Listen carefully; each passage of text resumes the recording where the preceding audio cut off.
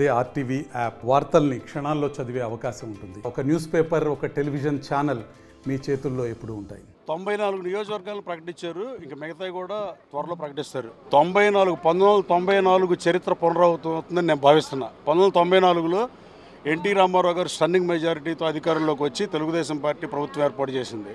కేవలం ప్రధాన ప్రతిపక్ష హోదా కూడా ఆ రోజు కాంగ్రెస్ పార్టీకి రాని పరిస్థితి. 26 స్థానాలకు పరిమితమై పి జనార్దన్ రెడ్డి గారు సిఎల్పీ లీడర్గా పనిచేశాడు.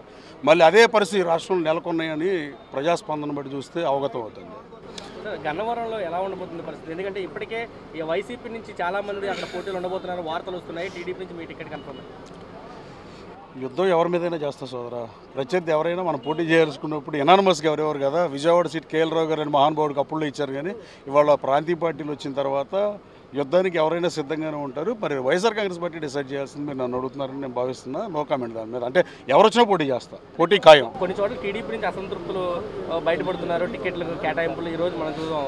తంబాలపల్లికి సంబంధించిన కూడా నేరుగా చంద్రబాబు ఇంటి ముందు ఆందోళన చేస్తున్నారు. అంటే రాజకీయాల్లో సీట్లు ఆశించే వాళ్ళ దగ్గర ఇలాంటప్పుడు నిరాశ ఉండడం అనేది అతి సహజ పరిణామంగా భావించాలి.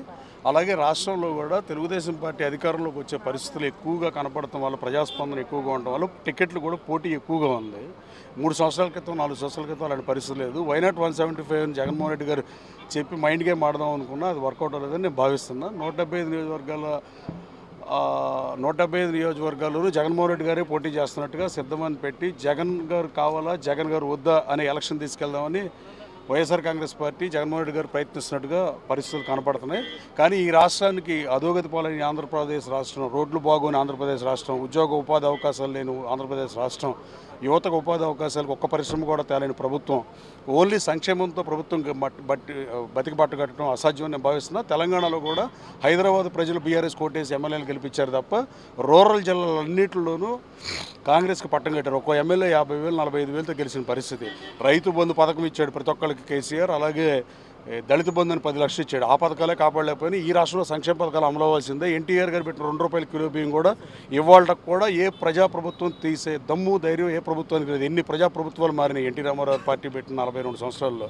అలాగే సంక్షేమంతో పాటు అభివృద్ధి కూడా కావాలని ఈ రాష్ట్ర ప్రజలు కోరుకుంటున్నారు. దానికి అనుభవకుడైన ముఖ్యమంత్రి అయితే బాగుంటుందని చంద్రబాబు నాయుడు గారి కోసం ఈ రాష్ట్ర ప్రజలు ఈవీఎంలో బటన్ నొట్టడానికి సిద్ధంగా ఉన్న పరిస్థితులు రాష్ట్రంలో కనపడుతున్నాయి.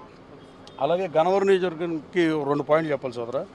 మొన్న ఒక 724 కోట్లు డూప్లికేట్ జాయిన్ చేశారు. కొంచెం జూమ్ చేస్తే మీకు కనపడుతుందండి. కళ్ళజోడు ఉండి ఒక ఫోటో, కళ్ళజోడు లేకుండా ఫోటో, హెయిర్ స్టైలు, షర్టు మార్చి 2 బూతుల్లో అదే మనుషులకు ఓట్లు నమోదు చేసిన పరిస్థితి. ఇది వీఆర్ఓ కంప్లైంట్ చేసాం. అలాగే కలెక్టర్కి కూడా కంప్లైంట్ పెట్టాం. ఇది పరిశీలించి వాళ్ళు తీసేయకపోతే ఎలక్షన్ కమిషన్ ఆఫీస్ ముందు ధర్నా చేస్తారు. అలాగే ఇక్కడ కూడా 2,948 ఓట్లు నైబర్ కాన్స్టిట్యున్సీ నుంచి, పామర్ నుంచి ఒక 300 ఓట్లు, విజయవాడ సెంట్రల్ నుంచి ఒక 250 ఓట్లు, విజయవాడ ఈస్ట్ నుంచి ఒక 150 ఓట్లు, ఇలా ఈ లిస్ట్ అంతా వీఆర్ఓకి కలెక్టర్కి ఇచ్చాం. ఈ దొంగ ఓట్లు తీసేయకపోతే దీని మీద ఎలక్షన్ కమిషన్ దగ్గర ధర్నా చేస్తారు. అలాగే ప్రస్తుతం కూడా దొంగ ఓట్ల మీద మీరు ఆందోళన చేసిన పరిస్థితి, ఆ కేసు కూడా ఆయనకి అరెస్ట్ వారెంట్ వచ్చింది. దొంగేళ్ల పట్టాలండి. దొంగేళ్ల పట్టాలని ఆ రోజు మా డాక్టర్ గారు దుట్టా రామచంద్రరావు గారు ఆ రోజు April 5, 2019 ఎన్నికల కోడ్ మేము ప్రచారంలో ఉండగా దొంగేళ్ల పట్టాలు పంచుతుంటే ఆయన కేసు పెట్టారు. ఆ కేసు న్యాయస్థానాల్లో ఉంది. కానీ మరోసారి ఇదే దుర్మార్గమైన సేమ్ పని సక్సెస్ ఫార్ములా లాగా భావించి మళ్ళీ అదే పరిస్థితి చేయబోతున్నారని నాకు సమాచారం ఉంది.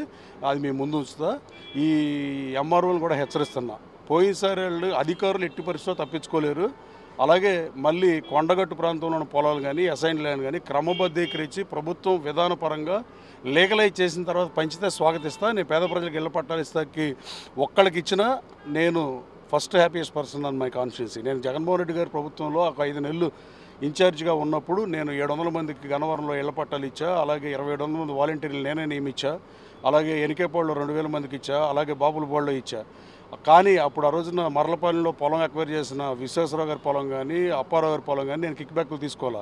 అధికారులు జాయింట్ కలెక్టర్లు అడిగితే యాలగడ్డ వెంకటరావు పేరు చెప్పండి, ఇవ్వద్దన్నాడని చెప్పమన్నా. నేను అవినీతి అక్రమాలకు దూరంగా ఉన్నా, గన్నవరం ప్రజలు ఆదరిస్తారని నమ్మకంతో ఉన్నా.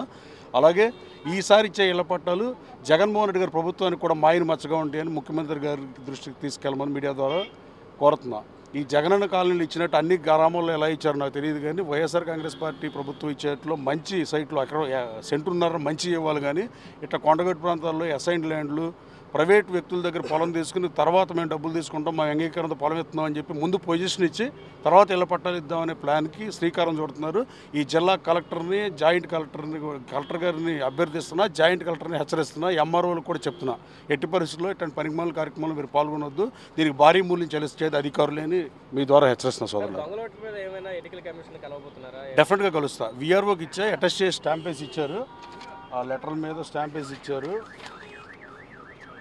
Electoral officers. దీని మీద 2-3 రోజుల్లోనూ వారంలోనూ టైం ఇవ్వాలి కదండి. ఆ 4-5 రోజులు పరిశీలించి వాళ్ళు ఏం పని చేయకపోతే ఎలక్షన్ కమిషన్ దగ్గర ధర్నా చేస్తాం. Thank you. మరిన్ని వీడియోస్ కోసం ఛానల్ ని సబ్స్క్రైబ్ చేయండి, లేటెస్ట్ అప్డేట్స్ కోసం వాట్సాప్ ఛానల్ ని ఫాలో చేయండి అండ్ లింక్ డిస్క్రిప్షన్ లో ఉంది.